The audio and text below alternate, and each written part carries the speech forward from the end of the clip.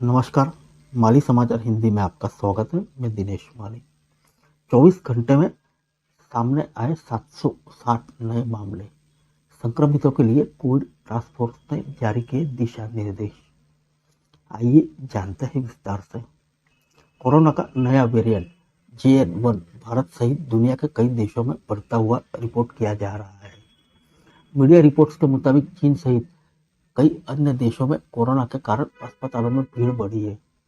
संक्रमितों में मौत के भी मामले सामने आ रहे हैं। भारत के नज़रिए से देखें तो यहाँ पिछले 20 दिनों से रोजाना औसतन 500 लोगों में संक्रमण की पुष्टि की जा रही है। केंद्रीय स्वास्थ्य मंत्रालय द्वारा गुरुवार को जारी आंकड़ों के मुताबिक देश में 760 नए लोगों में संक्रमण की पुष्टि की गई है। JN1 वेरिएंट अब तक देश के करीब 11 राज्यों में फैल चुका है। इसे संक्रमितों की कुल संख्या बढ़कर 511 हो गई है। देश में कोरोना के एक्टिव मामलों की संख्या 4,423 है। स्वास्थ्य विशेषज्ञ कहते हैं कि संक्रमण का जोखिम लगातार बढ़ रहा है, जिसको लेकर सभी लोगों को सावधानी बरतनी चाहिए।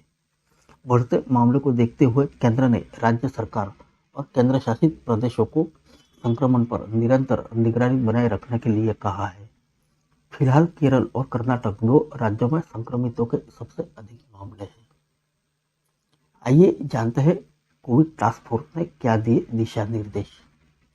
राष्ट्रीय रोग नियंत्रण केंद्र NCDC ने कहा, देश में पिछले 24 घंटों में कोविड के कारण 5 मौतों की सूचना है।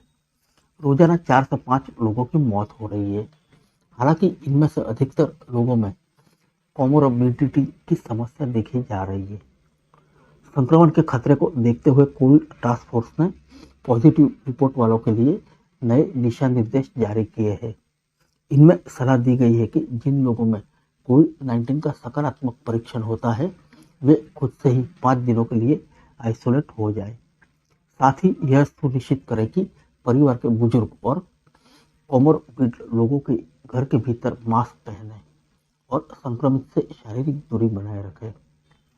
टास्क फोर्स ने कहा कि नए कोविड सब वेरिएंट JN1 से बचाव के लिए कोमोरबिडिटी वाले लोगों और बुजुर्गों को भीड़भाड़ वाली जगह पर जाने से बचना चाहिए और घर से बाहर जाते समय मास्क लगाना चाहिए।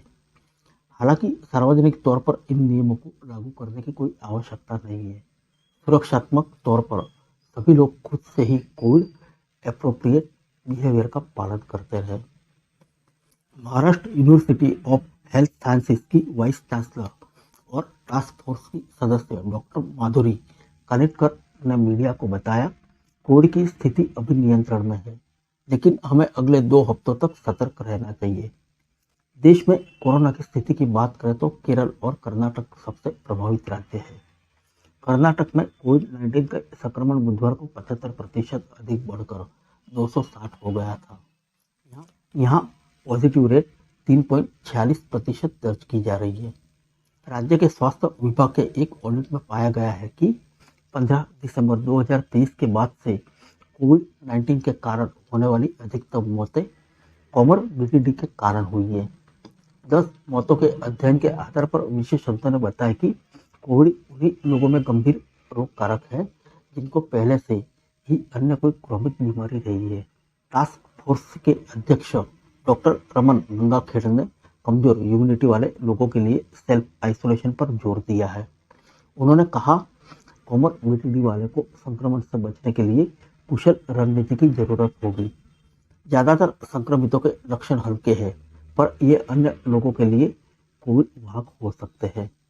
इसलिए संक्रमण से बचाव के उपायों का पालन करते रहना सभी के लिए आवश्यक है। फिर मिलेंगे अगले बुलेटिन में अन्य किसी खबर के साथ। तब तक के लिए इजाजत दीजिए। नमस्कार।